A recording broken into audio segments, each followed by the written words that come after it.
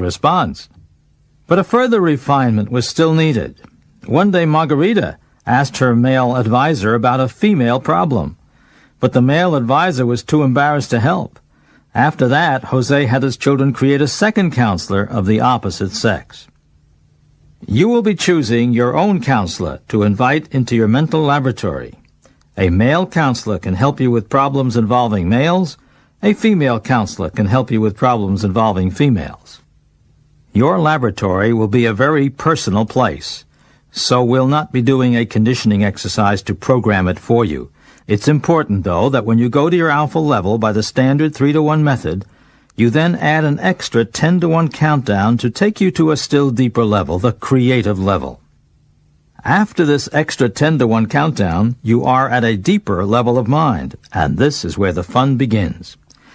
You can now begin imagining exactly what your mental laboratory is like. Creating your laboratory is just like building your dream house would be in the physical world, except that it's a lot easier. The first step is to decide where it should be located. It can be anywhere, on your roof, in your attic, in your own backyard. You can even build your laboratory in your neighbor's backyard, and he won't mind at all. It can be on a hillside, in a tree, or on a beach. You decide.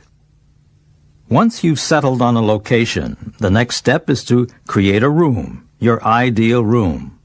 Once again, it's a good idea to do this step by step, just as if you were constructing a room in the physical world. But while it might take weeks in the physical world, it's going to take you only seconds. Start out with 4 walls, a ceiling, and a floor. Now paint the walls any color you want, or use wallpaper or tiling or wood paneling.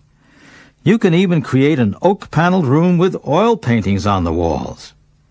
You can install bookshelves and cabinets if you like. The idea is to make a room you've always wanted, a room you'll enjoy going to every day.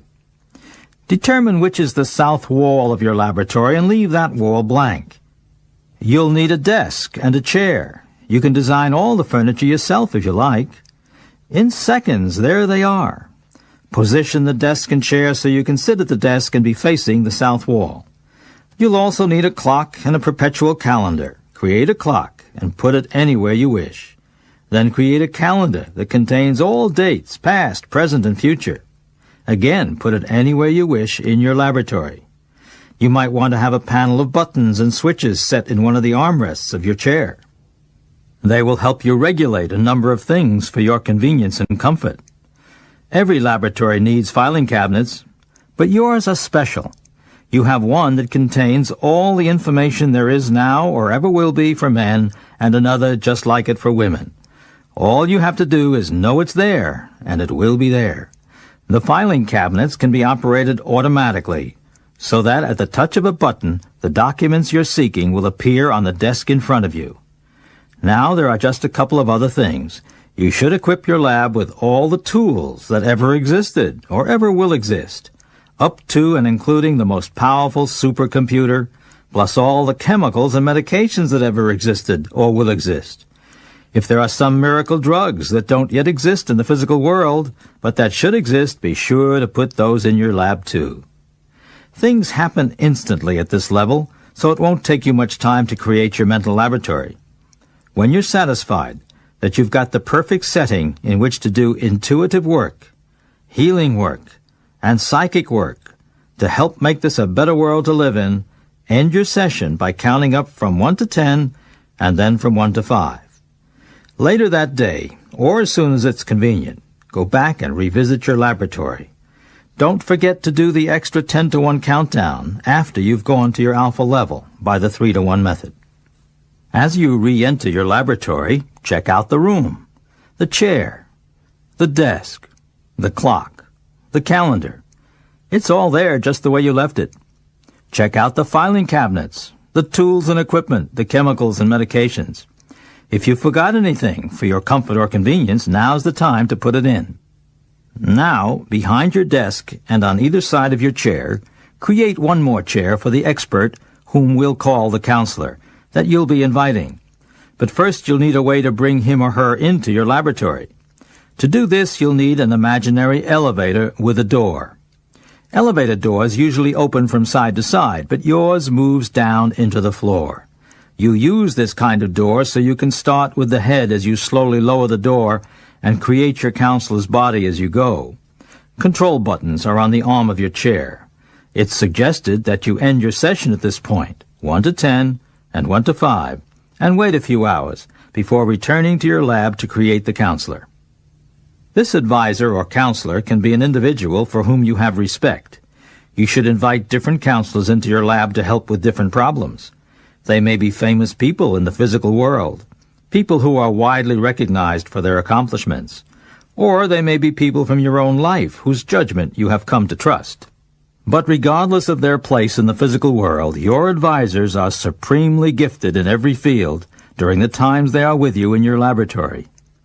Even though they may be less than geniuses in some areas in everyday life, in the mental laboratory, your higher self is in touch with their higher selves, and higher selves are in touch with unlimited intelligence. Here's how to go about bringing your counselor into your lab. First, consider carefully whom you want to select. Do not let a counselor appear spontaneously. Remember, you are in complete control. You make things happen. Once you have selected the identity of your counselor, go back to your laboratory by the same countdowns you have been using, 3 to 1 and 10 to 1. As you sit behind your desk, visualize what your counselor looks like. Imagine that he or she is waiting outside the door that you created. Now mentally invite him or her into the laboratory by slowly causing the door to open from the top down. When the counselor has entered, close the door behind him and have him sit in one of your chairs. Thank your counselor for coming and end your session in the usual 1 to 10, 1 to 5 way. From now on, whenever you enter your mental laboratory, your counselor will be there.